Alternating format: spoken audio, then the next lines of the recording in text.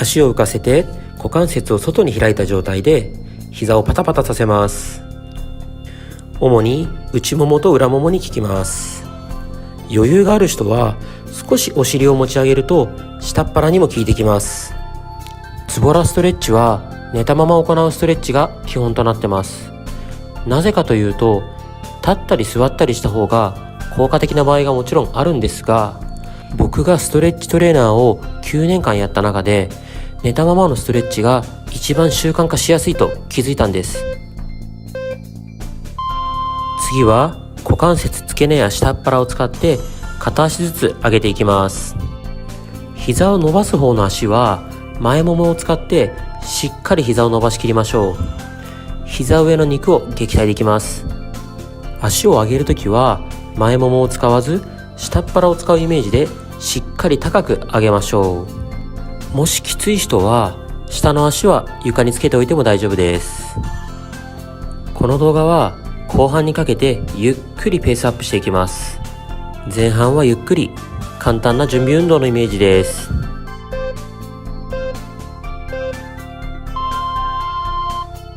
次は両膝を曲げた状態で股関節を左右に倒していきます。外ももが床につくぐらいしっかり倒しましょう。骨盤が多少浮いてしまっても問題ありません。なぜ20分の動画を作ったかというと、皆さんの体をなりづらい体に変えたいからです。気になる部分だけ伸ばしてその場でむくみ解消とか楽になったりはするんですが、太りづらい体、太ももがむくみづらい体にするには全身やる必要があります。次は少し難しいです。つま先上げる、かかと上げる、お尻を浮かせる。つま先上げる、かかと上げる、お尻を浮かせる。これを繰り返していきましょう。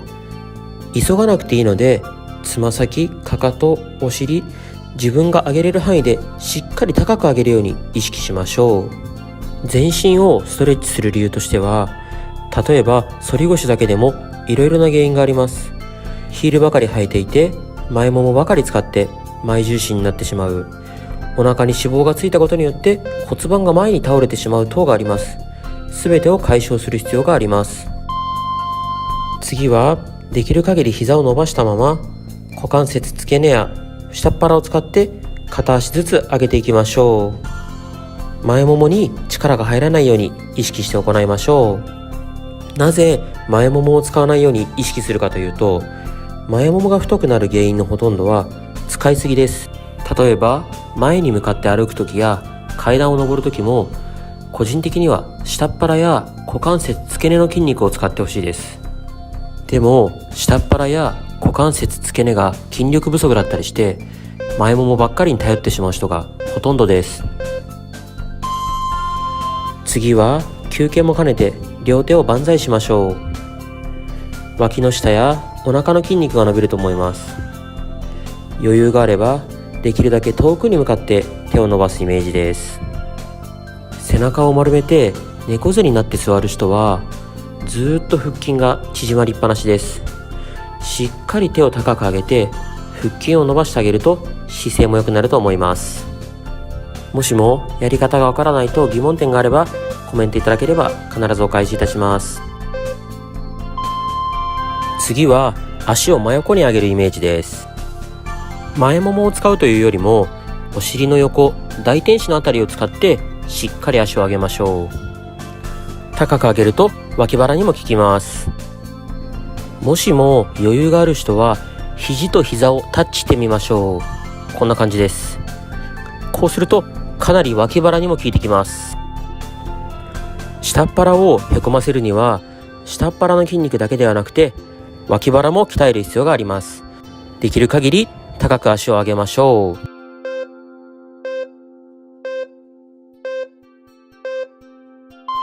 脇腹の筋肉を使ったので、次は脇腹のストレッチを行っていきます。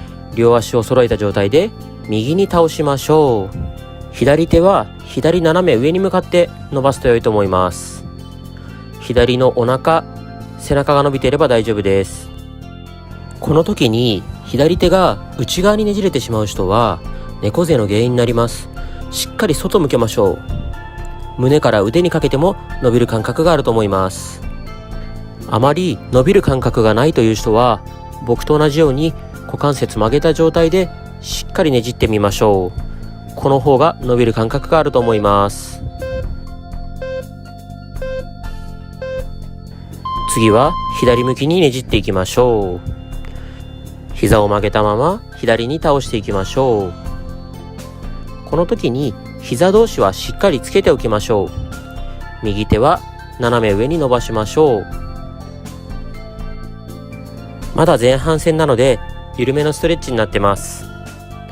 後半にかけてもう少しきつい動きをするので、無理せず一緒に頑張っていきましょう。下っ腹だけではなくて、くびれを作りたい方はこの脇腹のストレッチが大事になってきます。ここが硬いと血流が悪くなって脇腹に脂肪がつきやすくなります。一度膝を伸ばしましょう。肩幅よりも少し広めに足を開いていただいて、その状態で股関節をねじります。股関節の付け根から内外にしっかりねじっていきましょう。股関節が硬い人にとってはこれも結構難しくて、つま先だけ動かしてしまう人がいるかもしれません。もっとゆっくりでもいいので、股関節の付け根から動かすことを意識して行いましょう。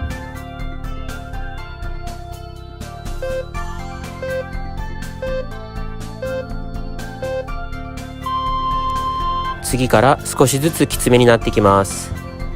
まずは右足だけ高く上げて大きくくるくる回しましょう。できる限り膝は伸ばしておくと良いと思います。股関節の付け根から動かすことを意識して行いましょう。慣れてきたら反対回しも行いましょう。できる限り大きく膝は曲げないようにしましょう。もしも腰が反って痛みが出る人は左足を曲げても大丈夫です。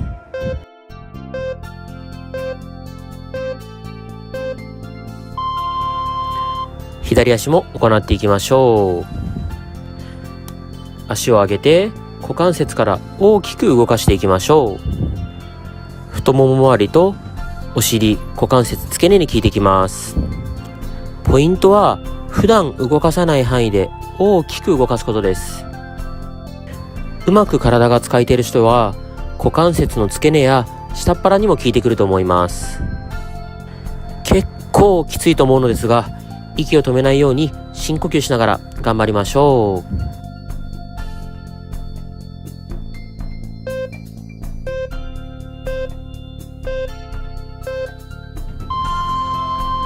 次は両足を上げた状態で内ももを使います。この状態を作って内ももをタッチしていきます。足を上げるというよりもお尻を浮かせる意識で行うと下っ腹にもかなり効いてきます。ガニ股だったり内ももの筋肉が弱い人は膝と膝をつけるのがかなりきついかもしれません。しっかり膝と膝がつくように内ももを使いましょう。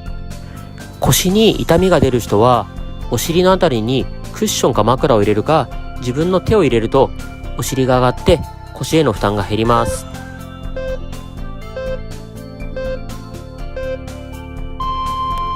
次は両足を持ち上げた状態で膝をパタパタ動かします。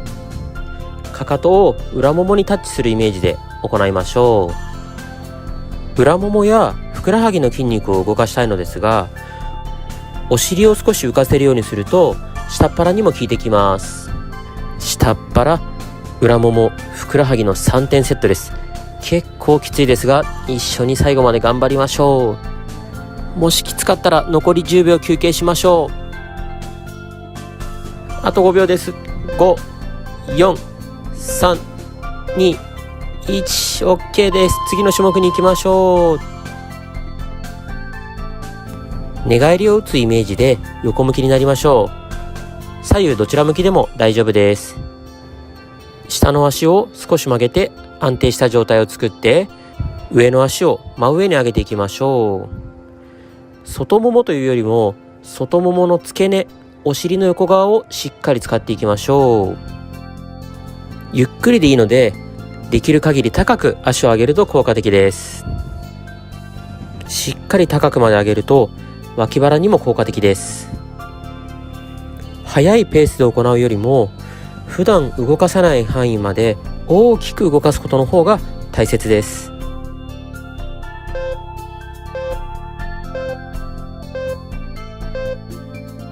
次は横向きのまま前もものストレッチを行います。皆さんに見えやすいように少し向きを変えます。足首を手で掴んで少し後ろに引きましょう。上の足の前ももが伸びます。下の足は少し曲げておいた方が安定すると思います。体よりも少し後ろまで足が下がるようにすると股関節付け根の方まで伸びます。少し角度を変えて股関節を内にねじってみたり、逆に外に入れてみたりすると伸びる向きが変わります。いろんな向きで硬い位置を探してしっかり伸ばしましょう。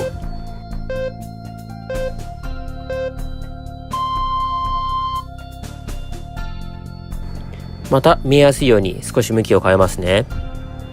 横向きに寝たまま上の足を上げてくるくる回しましょう。これも外ももの付け根、お尻の横側ですね、使うイメージで行いましょう。こう大天使のあたりが動いていれば OK です。できる限り大きく回していきましょう。上から重力がかかっているので見た目以上にきついと思います。一緒に頑張りましょう。もう半分以上終わってきました。